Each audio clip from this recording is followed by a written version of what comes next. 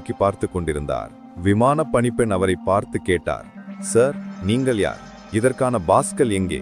ஆனால் அவர் மெதுவாக திரும்பி பார்த்தார். முகம் பச்சை நிறமாக மிகவும் களைப்பாக இருந்தது. அவர் அமைதியாக சொன்னார், என்னை பற்றி கவலைப்படாதீர்கள், எதுவும் நடக்காது, நாங்கள் கவனித்துக் கொள்கிறோம் என்று. மீண்டும் விமான பணிப்பெண் அவரை திரும்பி பார்த்தபோது அந்த நபர் காணாமல் போயிருந்தார். அந்த பணிப்பெண் அச்சத்தில் மயங்கி விழுந்தார்.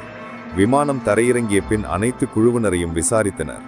பின் அந்த விமான நிலையத்தில் பணிபுரிந்த நபர்களின் பழைய போட்டோக்களை ஆராய்ந்தவர்களுக்கு காட்டப்பட்ட புகைப்படங்களில் அந்த பெண் உடனே ஒருவர் மீது சுட்டினார். அவர் யார் என தெரியுமா? Captain Bob Loft. ஆம், விபத்தில் உயிரிழந்த அதே பைலட். மற்றொரு முறை மற்றொரு ஈஸ்டர்ன் ஏர்லைன்ஸ் விமானத்தில் ஒரு ஃப்ளைட் என்ஜினியர் கிச்சனில் சில கருவிகளை பரிசோதித்துக் கொண்டிருந்தார்.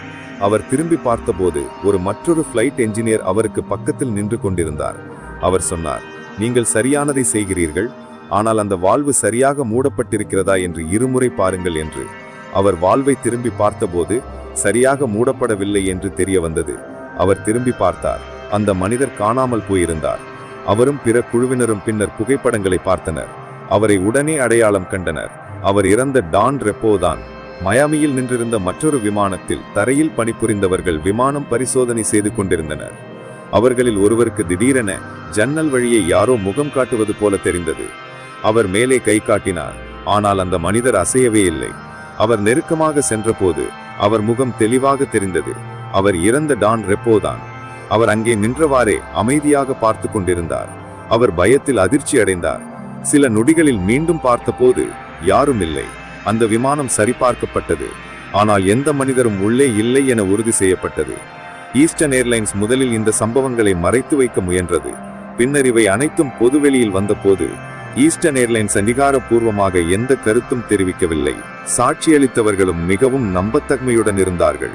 அதில் ஃப்ளைட் அட்டெண்டன்ட்ஸ், கோபைலட்ஸ், என்ஜினியர்ஸ் மற்றும் சில பேசஞ்சர்ஸ் கூட அடங்கினர். சிலர் நேரடியாக ஈஸ்டர்ன் ஏர்லைன் சேஃப்டி ஆபீஸுக்கு அறிக்கை கொடுத்தனர்.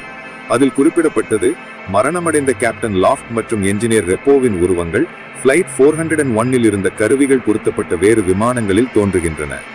இறுதியில் ஈஸ்டர்ன் ஏர்லைன்ஸ் அந்த ஃப்ளைட் 401 பாகங்கள் அனைத்தையும் அகற்ற உத்தரவிட்டது.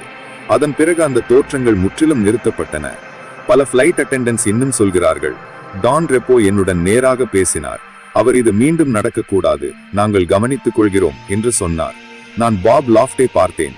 அவரை நெருக்கமாக பார்த்தபோது அவர் மெதுவாக புன்னகை செய்து மறைந்து விட்டார். அந்த நிறவில் இறைவு தியாகம் செய்த கேப்டன் பாப் லாஃப்ட் மற்றும் டான் ரெப்போ இன்னும் மற்ற விமானங்களில் உயிர்களை காப்பாற்றுகிறார்கள். அவர்கள் எப்போதும் தீங்கு விளைவிக்கவில்லை. அவர்கள் எப்போதும்